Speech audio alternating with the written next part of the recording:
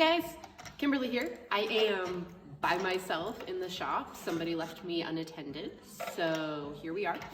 Hunter's out of town today, so I figured it'd be the perfect time to talk to you a little bit about myself, tell you about my life outside of the race cars, and since I am waiting on some parts for my rebuild, can't really show you a lot on the car, so figured it was probably the perfect time for you to get to know a bit about me when I'm not driving.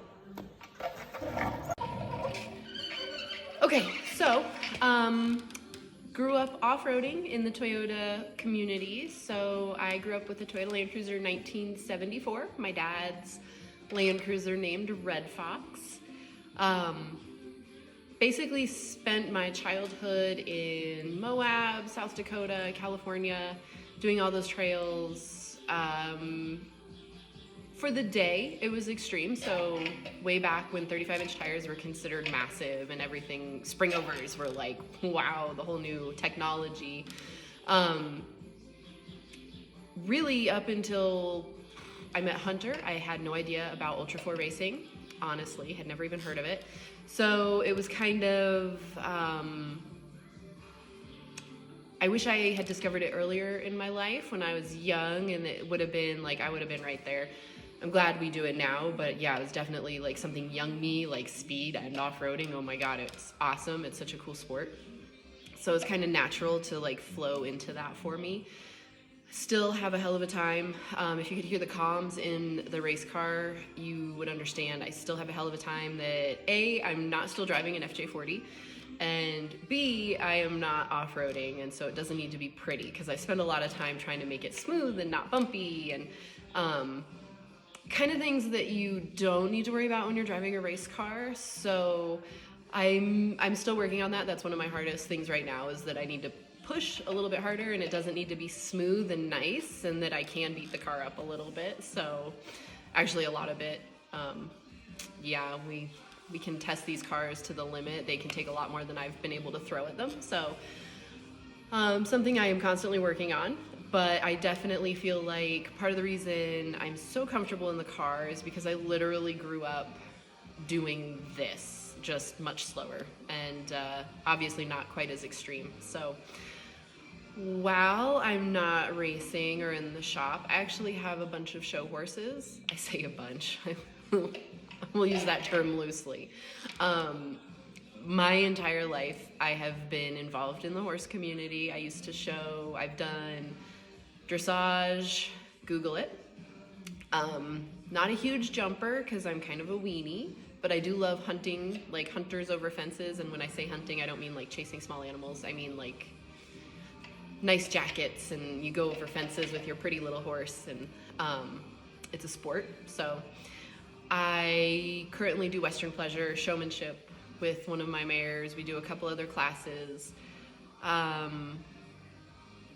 Two of my horses have world titles. One of them has a top 10. So I currently have 4. And that's actually one of our struggles when we go to races. I have to find somebody who's able to take care of them. So a lot of times my dad, my lovely dad, Dave Brown, takes care of them for us while we're out of town. But if he can't do it, I do have to find somebody. So it's kind of a challenge. Aside from everything it takes to get these cars ready to go to races, I also actually have to worry about getting my horses ready for us to be gone for extended periods of time. So that is always a different challenge that you take for granted when you're when you don't have animals or anything like that. So I love my horses. I've kind of taken a break from showing recently so that we had more time to spend on race car stuff. But eventually we will get back to it. We do have, plans. So here is my cruiser, if anybody wants to see. So I've had this since I was 14. Right. So I don't know if this is information that you guys are even interested in, but I just thought it would be kind of nice to get to know you outside of the car, because I know when I'm at races I can be pretty focused, and it's just hard to meet people when you're racing. You're kind of busy, you're kind of focused on what you're trying to do.